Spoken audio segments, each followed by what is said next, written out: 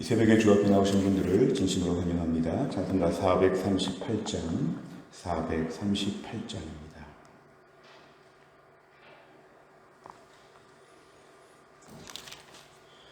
(438장) 찬양 드리겠습니다. 내 영혼이 은총 입어 중한 죄짐 벗고 보니 슬픔 많은 이 세상도 천국으로 화하도다. 할렐루야 찬양하세. 내 모든 죄 사함 받고 주 예수와 동행하니 그 어디나 하늘나라. 주의 얼굴 뵙기 전에 멀리 뵈던 하늘나라 내 맘속에 이루어지니 날로 날로 가깝도다. 할렐루야 찬양하세. 내 모든 죄 사함 받고 주 예수와 동행하니 그 어디나 하늘나라. 높은 산이 거친 들이 조막이나 궁궐이나 내 주 예수 모신 곳이 그 어디나 하늘나라. 할렐루야 찬양하세.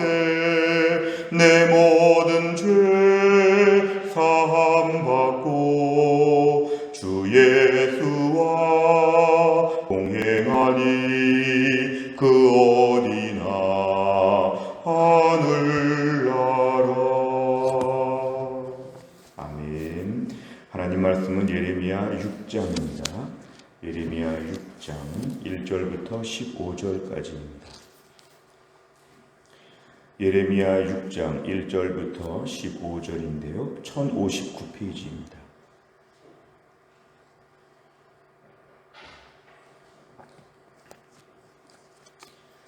예레미야 6장 1절부터 15절까지의 말씀을 저와 한 절씩 교독하겠습니다. 베냐민 자손들아 예루살렘 가운데로부터 피난하라.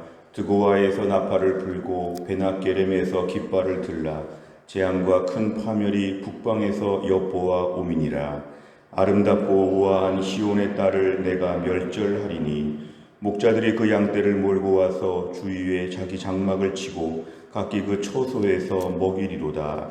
너희는 그를 칠 준비를 하라. 일어나라. 우리가 정오에 올라가자. 아하 아깝다. 날이 기울어 저녁 그늘이 길었구나. 일어나라. 우리가 밤에 올라가서 그 요새들을 헐자 하도다. 만군의 여호와께서 이와 같이 말하노라. 너희는 나무를 베어서 예루살렘을 향하여 목책을 만들라. 이는 벌받을 성이라. 그 중에는 오직 포악한 것뿐이니라. 샘이 그물을 솟구쳐냄같이 그가 그 악을 드러내니 폭력과 탈취가 거기에서 들리며 질병과 사흘상이 내 앞에 계속하느니라. 예루살렘아 너는 훈계를 받으라. 그리하지 아니하면 내 마음이 너를 싫어하고 너를 황폐하게 하여 주민이 없는 땅으로 만들리라. 만군의 여호와께서 이와 같이 말씀하시되 포도를 따듯이 그들이 이스라엘의 남은 자를 맑게 주우리라. 너는 포도 따는 자처럼 내 손을 광주리에 자주자주 놀리라 하시나니 내가 누구에게 말하며 누구에게 경책하여 듣게 할꼬. 보라 그 귀가 할례를 받지 못하였으므로 듣지 못하는도다. 보라 여호와의 말씀을 그들이 자신들에게 욕으로 여기고 이를 즐겨하지 아니하니 그러므로 여호와의 분노가 내게 가득하여 참기 어렵도다. 그것을 거리에 있는 아이들과 모인 청년들에게 부으리니 남편과 아내와 나이든 사람과 늙은이가 다 잡히리로다. 내가 그 땅 주민에게 내 손을 펼 것인즉 그들의 집과 밭과 아내가 타인의 소유로 이전되리라. 여호와의 말씀이니라. 이는 그들이 가장 작은 자로부터 큰 자까지 다 탐욕을 부리며 선지자로부터 제사장까지 다 거짓을 행함이라. 그들이 내 백성의 상처를 가볍게 여기면서 말하기를 평강하다 평강하다 하나 평강이 없도다. 같이 읽습니다. 그들이 가증한 일을 행할 때에 부끄러워하였느냐? 아니라 조금도 부끄러워하지 않을 뿐 아니라 얼굴도 붉어지지 않았느니라.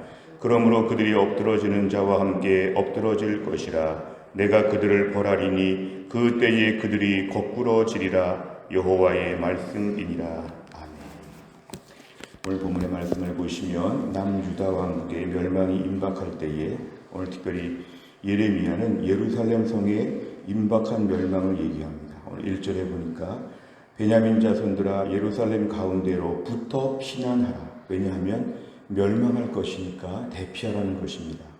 예루살렘에 계속 있으면 안 된다. 예루살렘 곧 멸망받을 거니까 다 나오라는 것입니다. 오늘 2절에 보니까 아름답고 우아한 시온의 딸을 내가 멸절한다. 이렇게 아름답고 이렇게 귀하지만 하나님이 일정한 기간에 징계하시니까 곧 멸망할 것이라. 아름답고 우아하다는 것은 피상적으로 좋게 보인다는 것도 있지만 하나님이 귀하게 보신다는 것입니다. 이렇게 아름답고 이렇게 사랑스럽고 이렇게 귀한 예루살렘을 향하여서 이제 하나님 멸망을 곧 내릴 것이다. 오늘 3절, 4절, 5절을 보면 이제 이 예루살렘 성을 멸망시키고자 많은 사람들이 기웃거린다는 것입니다. 4절에 보니까 정오에 올라갈까, 저녁에 갈까, 다음날 갈까, 밤에 갈까 계속 연구하면서 이제 예루살렘을 멸망할 그런 계획이 도처에서 만들어집니다. 6절에 보니까 예루살렘을 향하여 목책을 만들라. 예루살렘을 공격하기 위하여 공격 도구를 지금 만드는 것입니다. 옆에다가 높은 성을 쌓아가지고 예루살렘을 더 이렇게 점령하려고 하는, 침략하려고 하는 이런 모든 계획을 삼습니다. 6절에 보니까 벌받을 성이라. 하나님 앞에 죄를 져서 이제 하나님이 벌을 내리시는데 죄는 하나님께 졌지만 벌은 하나님이 주변의 다른 민족들을 사용하신다는 것입니다.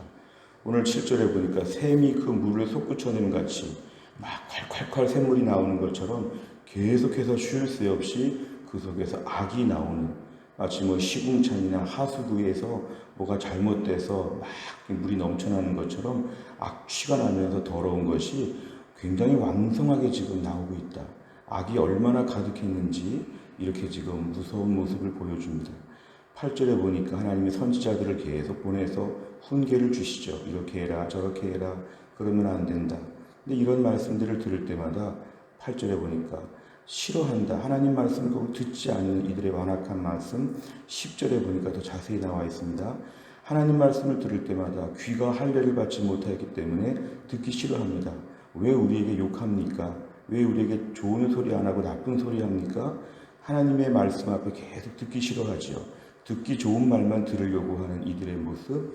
그러다 보니까 오늘 선지자들이 이렇게 얘기하죠. 14절에 선지자들이 사람들이 안 들으니까 들으려고 하다 보니까 선지자가 말씀을 왜곡합니다. 평강하다 평강하다. 지금 날기가 났고 죄가 이렇게 많고 사태가 심각한데도 불구하고 선지자들은 계속 이들의 귀가 할례를 받지 못하여 거부하니까 사람들 앞에 미운 소리 하기 싫어가지고 평강합니다. 여러분 아무 문제가 없습니다. 위로받으십시오. 축복받으십시오. 선지자가 이런 말만 한다는 것입니다. 14절에. 결국 이 모든 것을 볼 때 총체적인 타락과 부패이다. 상황도 악화가 되었지만 선지자 역시도 하나님 말씀을 제대로 전하면 핍박을 받으니까 평강합니다. 듣기 좋은 말만 하겠습니다. 이런 식으로 계속 메시지가 바뀌어진다는 것이죠. 결국 이 모든 결과 속에서 이 성은 곧 멸망하게 되어 있다. 비참한 일들이 벌어져서 11절, 12절 이하에 보니까 다 남의 것으로 바뀌고 빼앗기고 없어지고 다 망가질 것이다. 오늘 본문에 이렇게 얘기합니다. 오늘 본문은 저주와 부정적인 얘기라기보다는 이렇게까지 어려운 일이 닥칠 것이니까 너희가 회개하고 돌아와야 된다. 하나님의 애끓는 마음. 오늘 2절에 말한 대로 아름답고 우아한 시온에 따라 제발 돌아와라. 하나님의 애끓는 마음을 우리에게 보여주고 있습니다. 내용과 잘 보시면 첫째, 하나님께서는 예레미야를 통해 예루살렘에 어떤 경고를 하십니까? 오늘 8절에 보니까 훈계를 받으라. 훈계를 받지 않으면 내가 너에게 황폐하게 할 것이다. 훈계를 받으라. 이렇게 경고하십니다. 두 번째를 보면 선지자와 제사장이 행한 악은 무엇입니까? 13절과 14절에 보면 거짓을 행한다 그랬습니다. 이 거짓은 14절입니다. 평강하다, 평강하다. 그러니까 샬롬, 샬롬, 샬롬 이렇게 말하는 것이죠. 히브리어로 볼 때 평강이 없다는 엔 샬롬이라고 하는데요. 엔, 뭐가 없다 이런 히브리어입니다. 실제로 상황은 엔 샬롬인데 선지자들은 샬롬이라고 말하고 다녔다는 것이죠. 평강이 없는데 평강이 있다. 앞으로 잘 될 것이다.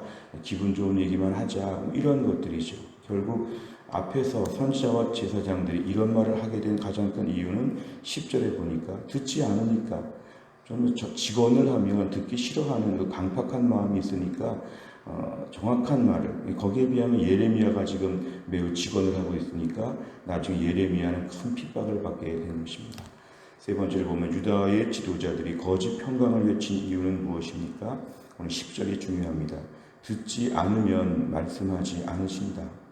하나님 말씀의 직언, 하나님 말씀으로 우리를 바르게 가르치시려고 할 때 우리가 들어야 되는데 귀가 할례를 받지 못하였다. 귀가 할례를 받지 못한 건 하나님 말씀을 듣기 싫어하는 것이죠. 나를 칭찬해달라, 좋은 얘기 해달라, 재밌는 얘기 해달라. 사태가 이렇게 심각한데 엉뚱한 얘기만 들으려고 했던 이들의 모습, 사실 이건 큰 재앙입니다. 죄를 범한 것도 재앙이지만 사실은 하나님 말씀을 듣기 싫어하는 것, 하나님 말씀을 그대로 전하면 화가 나고 하나님 말씀을 좀 더 잘 재미있게 웃기게 좋은 쪽으로 위로해 주는 쪽으로 눈물 나게 감동적으로 이렇게 좀 전해달라고 하는 당시 백성들의 상태가 영적인 현 주소를 보여주고 있습니다. 그리고 이 말씀을 오늘 적용해 본다고 하면 오늘 이 시대 가운데 우리가 거짓 평강을 구할 수 있습니다. 오늘 이 시대 가운데 기도할 제목이 이렇게 많고 코로나 때가 이렇게 어려워지고 있고 영적으로 지금 한국교회와 또 우리 교회 앞에서 많은 기도 제목들이 있을 때 좋습니다, 좋습니다 이런 말만 할 것이 아니라 간절하게 기도할 때라는 것입니다. 거짓 평강을 좋아하면 거짓 평강만 들리게 됩니다. 그러나 평강이 거짓이라는 말은 우리에게 아무 유익이 없습니다. 오늘도 하나님 말씀 앞에서 거짓 평강을 부르짖을 것이 아니라 실제로 내가 온전하게 살게 하여 주옵소서. 우리 가정과 교회와 나라와 민족을 위해 기도할 때도 하나님 아버지 오늘도 온전한 믿음의 사람이 되게 하여 주옵소서. 눈앞에 하루 이틀 평강을 누리는 것이 중요하지 아니하고 하나님 앞에 근본적으로 평강. 사실 우리의 삶의 기본적인 평화는 하나님과의 평화가 우리의 삶의 평강이 됩니다. 세상의 환경과 시설과 많은 것들이 있지만 결국은 오늘날의 하나님과의 평화가 우리의 삶의 진정한 평화가 될 수 있다는 것입니다. 이 말씀을 통해서 하나님과의 관계를 회복해야지만 진정한 평강이 온다. 하나님과 지금 다투고 하나님과 지금 매우 불편한데 세상적인 평강을 구한다는 것은 아무 유익이 없다는 것을 오늘 가르칩니다. 진정한 평강의 기준은 하나님 앞에서 구해야 한다는 것입니다. 아무리 사업이 잘 되고 아무리 건강하고 아무리 탄탄대로 승승장구한다고 할지라도 하나님과의 그런 거짓된 평강, 이것은 우리 삶에 아무 유익이 없이 우리의 삶을 오히려 가려주는 것입니다. 네 번째를 보면 말로는 평강하다 하나 실제로 평강이 없는 삶을 사는 백성을 보며 무엇을 느낍니까? 오늘날 우리의 삶 가운데서 거짓된 평강을 추구했던 삶을 돌아보고 하나님과 지금 내가 평화한가, 하나님과 평강을 누리고 있는가에 대해서 돌아보아야 합니다. 오늘도 우리의 삶에는 가짜 평강이 자꾸만 우리에게 침투하여서 이만하면 좋지 않느냐 이렇게 우리를 유혹합니다. 그러니까 기도하지 아니하고 그러니까 말씀 생활에 나오지 아니하고 그러니까 순종하지 않는 것입니다. 그런데 이 모든 것들은 평강을 다 빼앗아가는 무서운 것이 됩니다. 오늘도 하나님 아버지 실제로 제 삶에 하나님 앞에서의 평강, 샬롬을 누리게 하여 주옵소서. 엔샬롬의 세상에서 샬롬의 세상을 누리며 믿음으로 살게 하여 주옵소서. 이것이 우리에게 매우 중요합니다.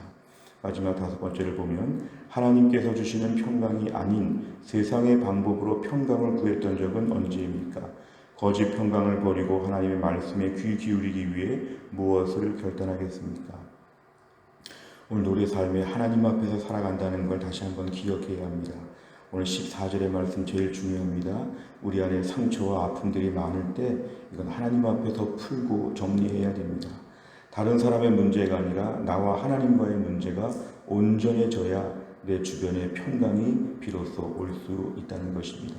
오늘도 우리 안에 서둘러 평강하다 잘 될 것이다 이런 근거 없는 덕담을 하지 말고 오늘도 우리 안에 하나님 앞에서의 평강을 누리게 하여 주옵소서. 오늘도 우리가 사는 세상이 어려운 세상입니다. 코로나가 금방 끝날 것이다, 잘 될 것이다, 이런 식의 말들을 듣지 말고 코로나 세상 가운데 하나님 앞에서 믿음으로 살게 하여 주옵소서. 내가 믿음의 보폭을 느슨하게 하지 아니하도록, 믿음의 수준을 낮추지 아니하도록 코로나 때 내가 온전한 믿음의 사람으로 버티게 하여 주옵소서. 이런 굳은 결심이 있다면 우리가 오늘 진정한 평강을 누리게 될 것입니다. 오늘 말씀을 통하여 하나님이 주시는 평강으로 말미암아 우리 삶에 진정한 평화가 가득할 수 있기를 간절히 바랍니다. 기도하겠습니다. 하나님 아버지 감사합니다. 오늘도 이 새벽에 하나님이 저희를 깨우시고 주 앞에 나와 기도하며 하나님 말씀 붙잡게 하심을 감사합니다. 오늘도 우리에게 주시는 말씀은 거짓된 평강이 얼마나 무익한지, 그리고 우리가 귀가 할례를 받지 못하여 하나님 말씀을 안 들으려고 하다 보면은 우리 안에 거짓 평강에 대한 메시지가 많아지고 거짓 평강을 추구하다 보면 나중에 아무것도 아닌 하나님 아버지의 거짓된 허탈감만 줄 수 있다는 말씀을 보았습니다. 오늘도 우리의 삶에 세상적인 평강을 추구하기보다 하나님과의 진정한 평화를 누리게 하여 주옵소서. 사태가 심각하고 어려워지는 현실 속에서 여전히 평강할 것이라고, 잘 될 것이라고 덕담을 주고받았던 선지자와 백성들의 그 옛날의 모습을 저희가 보면서 오늘 저희가 말씀 앞에서 진지하게 기도하며 하나님께 부르짖어 간구하며 내가 하나님 앞에서 온전한 평화를 누려서 내 삶에 진정한 평화가 가득할 수 있도록 하나님이 함께하여 주옵소서. 오늘도 하나님 아버지 힘들고 어려운 세상을 삽니다. 세상에 많은 아픔과 고통이 있습니다. 하나님 무엇보다 이런 가운데도 오늘과 진정한 하나님의 평화가 우리 안에 충만할 수 있도록 하나님이 함께하여 주옵소서. 예수님의 이름으로 기도하옵나이다. 아멘. 오늘 화요일날 100대 기도 제목은 교회 지도자들을 위해 기도합니다. 담임 목사, 교육자, 장로, 순장, 중직자들을 위해서 29번부터 42번까지 오늘 아침에 꼭 기도해 주시기를 바랍니다. 주기도문 하겠습니다. 하늘에 계신 우리 아버지여, 이름이 거룩히 여김을 받으시오며 나라 임하옵시며 뜻이 하늘에서 이룬 것 같이 땅에서도 이루어지이다. 오늘날 우리에게 일용할 양식을 주옵시고 우리가 우리에게 죄 지은 자를 사하여 준 것 같이 우리 죄를 사하여 주옵시고 우리를 시험에 들게 하지 마옵시고 다만 악에서 구하옵소서. 대개 나라와 권세와 영광이 아버지께 영원히 있사옵나이다. 아멘.